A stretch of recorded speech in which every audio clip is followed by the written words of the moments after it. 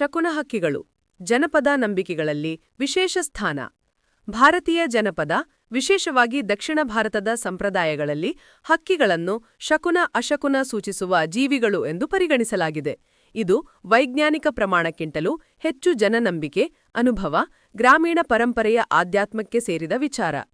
ಕೆಳಗಿನವು ಜನಪದದಲ್ಲಿ ಪ್ರಸಿದ್ಧವಾಗಿರುವ ಶಕುನ ಹಕ್ಕಿಗಳು ಮತ್ತು ಅವುಗಳ ಅರ್ಥಗಳು.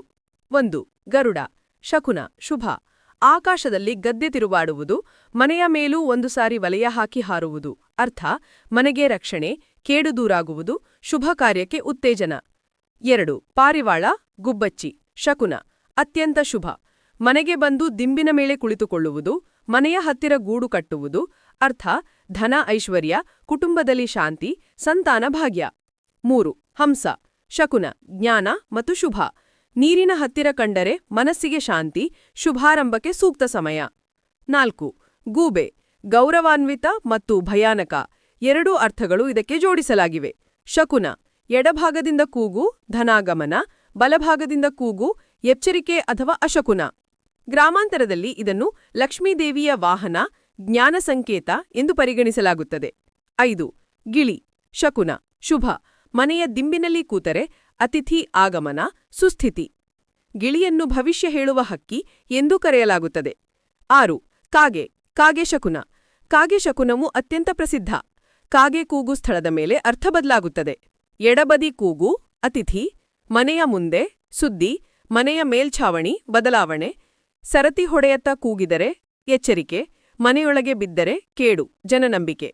ಕಾಗೆಯನ್ನು ಹಲವರು ಅಮ್ಮ, ಅಜ್ಜಿ, ಪಿತೃಗಳ ಸಂಕೇತ ಆಗಿ ನೋಡುವ ಸಂಪ್ರದಾಯ ಕೂಡ ಇದೆ. 7. ನೆಲಬೀಲಿ ಅಥವಾ ಕೊಕ್ಕರೆ.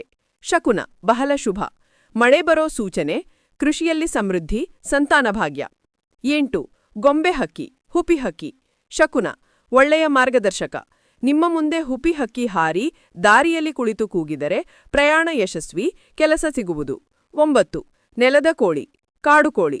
ಶಕುನ, ಬೆಳಿಗ್ಗೆ ಕೂಗುವುದು, ಶುಭೋದಯ. ಸಂಜೆಯ ಹೊತ್ತಿಗೆ ತಡವಾಗಿ ಕೂಗುವುದು, ಎಚ್ಚರಿಕೆ. 10. ಬಿಳಿ ಹಕ್ಕಿಗಳು ಅಥವಾ ಈಗ್ರೆಟ್, ವೈಟ್ ಕ್ರೇನ್. ಶಕುನ, ಶುದ್ಧತೆ, ಶುಭ. ಒಳ್ಳೆಯ ಸಂಜ್ಞೆ, ಕೆಲಸದಲ್ಲಿ ಯಶಸ್ಸು. ಶಕುನ ಅಶಕುನಗಳ ತತ್ವ. ಹಳೆಯವರು ಹೇಳುವುದು: ಪ್ರಕೃತಿ ಮಾತನಾಡುತ್ತದೆ, ಹಕ್ಕಿಗಳು ಅದರ ಭಾಷೆ. ಅಂದರೆ ಹವಾಮಾನ, ಋತು ಬದಲಾವಣೆ, ಅಪಾಯ, ಮಳೆ, ಪ್ರವಾಹ ಇವನ್ನು ಹಕ್ಕಿಗಳು ಮೊದಲು ಅರಿತು, ಹಾಗಾಗಿ ಅವುಗಳ ವರ್ತನೆ ನೋಡಿಕೊಂಡು ಶಕುನ ಅಶಕುನ ಹೇಳಲಾಗ್ತಿತ್ತು. ಇದು ವೈಜ್ಞಾನಿಕ ಖಚಿತತೆ ಅಲ್ಲ, ಆದರೆ ಜನಪದ ಜ್ಞಾನ, ಜೀವನಾನುಭವದಿಂದ ಹುಟ್ಟಿದ ಸಂಪ್ರದಾಯ.